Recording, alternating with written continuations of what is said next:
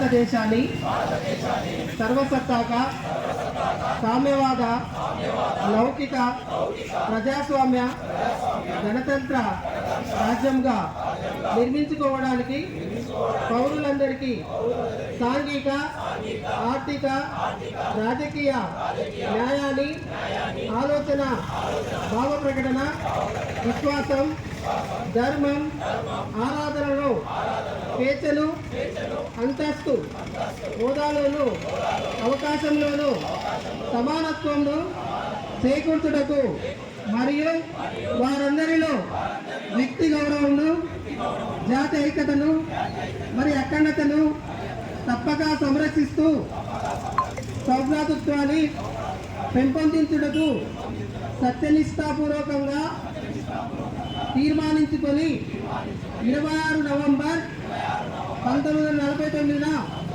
మన రాజ్యాంగ పరిషత్తులో పరిగ్రహించి శాసనంగా రూపొందించుకున్న ఈ రాజ్యాంగాన్ని మాకు మేము సమర్పించుకుంటున్నాం. జై భారత్, జై భారత్, వర్ధిల్లాలి భారత రాజ్యాంగం, వర్ధిల్లాలి భారత రాజ్యాంగం.